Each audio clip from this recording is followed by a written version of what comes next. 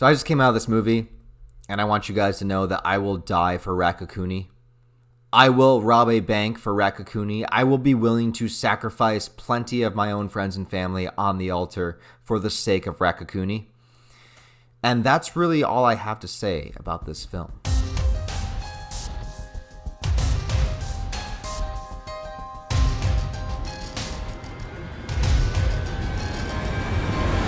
Look, the only way to really talk about this movie is to go in depth into spoilers. But I also know, cat in the background, that a lot of people that have probably clicked on this video are not aware of this movie because my audience is primarily manga and anime content. So I don't want to spoil the entire film for you guys because I think that you should experience it for yourself and enjoy the pleasure of hot dog fingers and Rakakuni. You'll understand what I mean later. However, at the same time, this is an extremely difficult movie to talk about and talk about why it is so freaking incredible without giving away a ton of spoilers. So what I'm going to do is I'm going to link the trailer down below, and I'm going to give just a quick general consensus of what I feel about this movie. Then I'm going to go into spoilers and my own kind of thoughts and theories about what the frick this movie was actually about. But if you're not aware of this movie, it's called Everything Everywhere All at Once. It stars Michelle Yeoh as an aging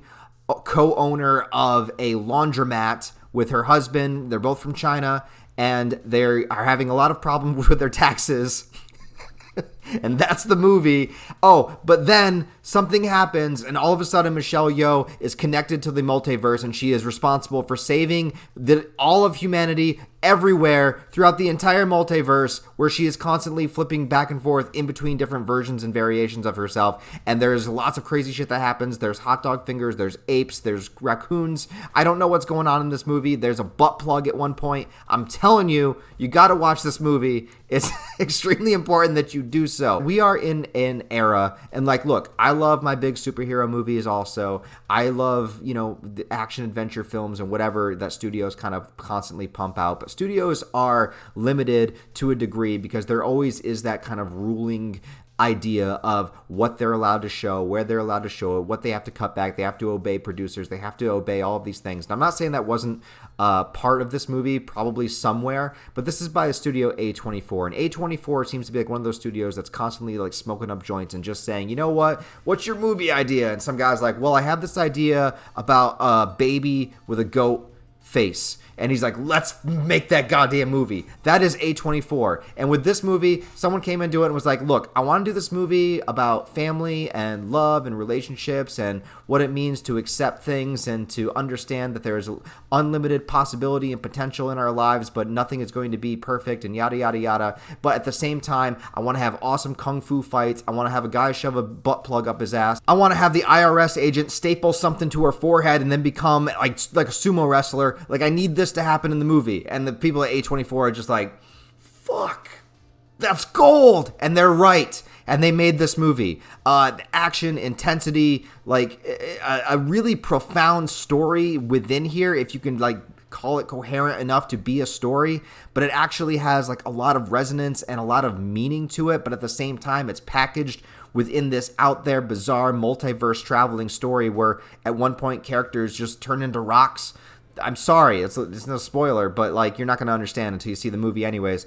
But it's so batshit crazy and wild and beyond what any kind of studio would allow a big tentpole movie to be. And I think that that's what we need right now. We need movies that can just go balls to the wall and just be as crazy as they freaking want to, because that's what I love about fiction. I like when people can make something their own, can call something their own, can craft something that is completely unique to them. The movie these guys made before this was called Swiss Army Man, where Daniel Radcliffe plays a dead body that farts the entire film, but it actually winds up being a really thought-provoking, interesting movie. That's the same kind of idea with this one. There's a little bit less farting, but there is a lot of other stuff to kind of tie you over. There's somebody kung fu fights with a fanny pack.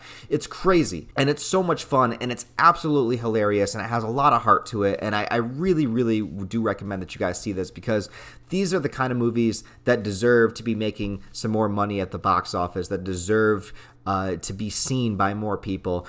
And if I haven't sold you on it yet, then all right, let's get into the spoilers. I'm going to talk about some spoilers for this movie. So here's how brilliantly this movie is set up, is because they present this world that is very mundane and boring and not the kind of life that this woman wants. First of all, I love that the lead character of the film is a middle-aged woman. You could say a middle-aged Chinese woman at best. In the U.S., we don't really get to see that too often. So I like stories that take somebody as a protagonist that you wouldn't normally expect for a kind of story like this that involves this much action and intensity. It's kind of one of the reasons why I really love the manga Inuyashiki, because it stars an old man character, and you don't really get to see old men be the protagonists of manga very often. If they do, they're usually like a mentor character. So I like that aspect of it to begin with. But this is a spoiler section, so you basically find out that this is the world where she activated the least amount of her potential in all possible, infinite amounts of universes where she would have existed as this person.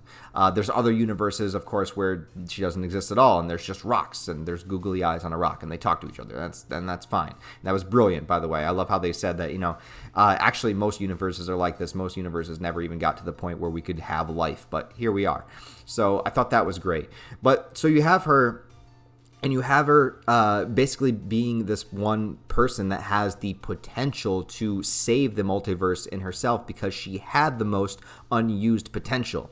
So I liked that aspect of it as well. But I also liked how it went into the different varying universes that she was in.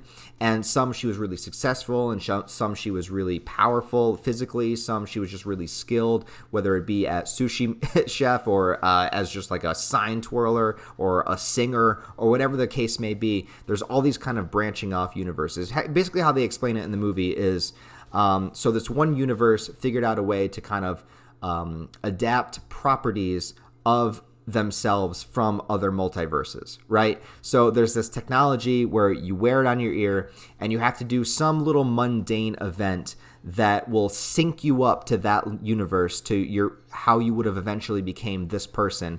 And they can sort of like transfer the abilities temporarily into you. It's crazy, but it actually kind of makes sense. And what I liked about it was sort of like the butterfly effect, where if you do, there are countless, like infinite possibilities for us in life. So if you make one little small thing happen, one little small detail of your life could vastly change the entire course of your life down the line. And I don't know if I want to take the time to explain the entire butterfly effect to you, but that's basically the idea behind it, is that one little tiny insignificant seeming decision could actually potentially set you up on a completely different course of life as if you didn't make that action happen.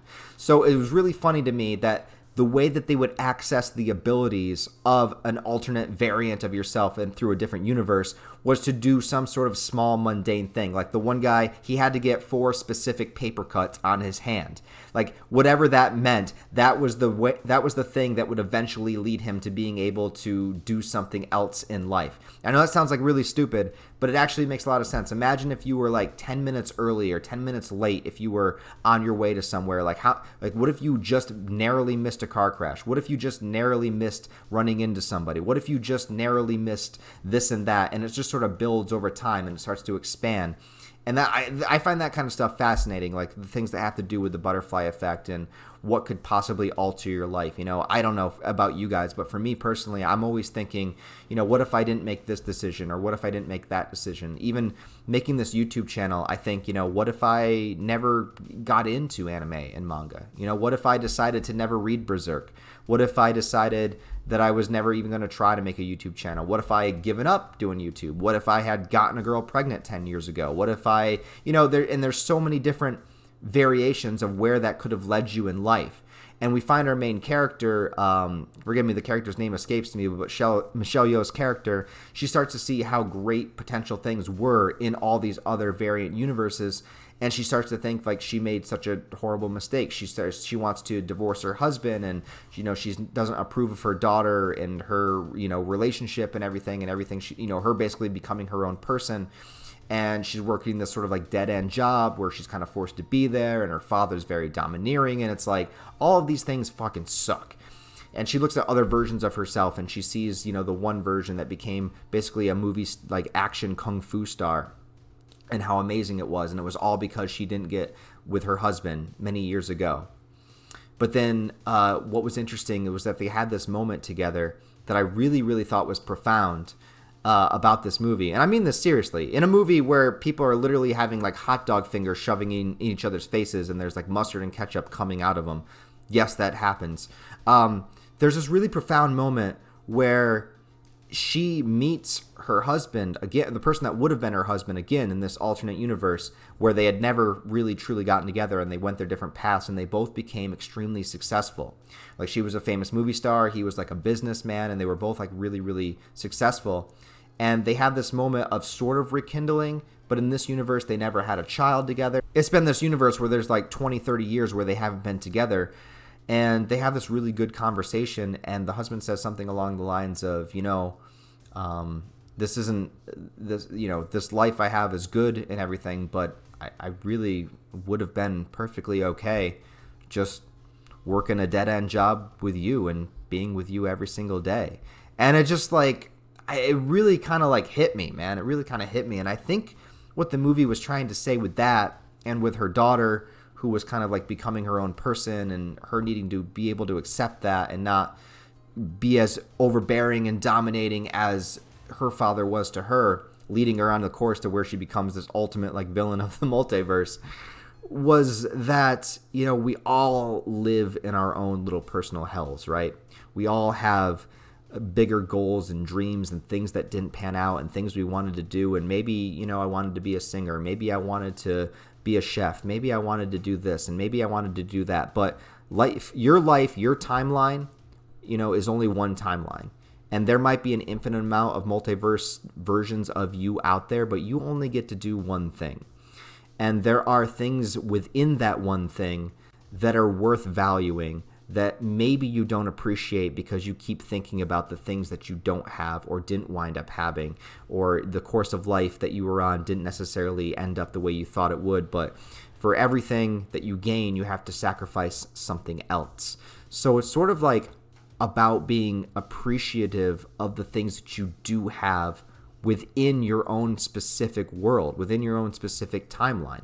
This is your life. You only get one shot at it. You can't just jump into different versions and variations of yourself. So, you kind of got to make the best of the world that you're in. Anyways, that's as close as I can come to understanding what the message of the movie was. But within these alternate varying universes, this movie allows itself to just go as batshit crazy as it possibly can. Like I said, there is one variant universe where she is like a kung fu master and she can access that. She brings it over to herself, starts beating the shit out of people. There is one universe where she is a chef and she's being outdone by this other chef. There's this great moment. This is the best thing about this movie. Forget all the sentimental bullshit I just said. This is the best thing about this movie. So there is this joke that is set up so perfectly well and lands so much better than you would think it would. All right, so there's this joke where at one point in the movie, she starts talking about how she's trying to explain to her daughter and her husband in her real universe that, you can sort of like take these abilities and bring them over and use them for a bit. And she's basically explaining it like Ratatouille. It's sort of like Ratatouille. Like it takes control of you and you're not you for a while, yada, yada. But she says Rakakuni because she thinks that the movie had a raccoon and not a rat. So she keeps saying Rakakuni. And they're like, no, it's Ratatouille. She's like, isn't it Rakakuni? I thought it was Rakakuni. And then at another scene in a different universe, she's a chef. And there's this other chef that's way better than her. And she looks over and he's like winking at her like, yeah, I'm so much better at doing this sushi shit than you are. And he's got a big old hat on. And you're like, okay. And then later in the movie, she goes like back into the kitchen and he has his hat off. And he has a fucking raccoon on his head controlling him like Ratatouille. But it's not Ratatouille, it's Rakakuni. And Rakakuni talks and he's amazing and he's cute and adorable and I would die for him. He's the best part of this movie. Justice for Rakakuni. And he notices that they get caught and he like pulls the dude's hair and he holds up a knife to try to kill her. It's amazing. Oh my god. Rakakuni is the shit. I love this little dude. I love this bastard. He's the best. And like I said, there is another part of this movie where a guy literally finds out that the way for him to access a really strong ability is for him to shove a butt plug up his ass. So there is a fight scene that happens where he is trying to shove a butt plug up his ass and Michelle Yeoh's character is trying to get him to not do it. So during the fight, he's ripping his pants down. He's trying to jump on the fucking butt plug. And at one point, he gets it. He gets the butt plug in his ass, and you're like, oh, here it comes. He's got the butt plug in his ass, and he doesn't take it out, and he continues to have the entire fight scene with the butt plug up his ass. How can you not want to see this movie? Look, I've talked too much already. All I can say is this is one of the better theater experiences I've had in a long time. I absolutely adored this movie, and I didn't really know a lot about it going in. All I knew was the trailer, but I'm sold, man. And if you're not sold, then I don't know what to tell you, dude. But I believe that this is the kind of movie that deserves the box office revenue to justify it being made, because we need more crazy, original, batshit, out there, wild movies. This is the kind of stuff that I want to see. I'm tired of seeing the same movie over and over and over again. I didn't want to go see Ambulance. I wanted to see this movie, and I loved it. So if you have somehow seen this movie, please let me know what you think about it down below. Other than that, guys, thank you if you did click on this video. I don't know how many of you actually will, but if you did, I really, really, really do thank you. Please give it a thumbs up as well to help it in the algorithm. Comment down below to help it too. Also, if you enjoyed it, subscribe to the channel if you're not already. Bell notifications, yada, yada. I'll talk to you guys.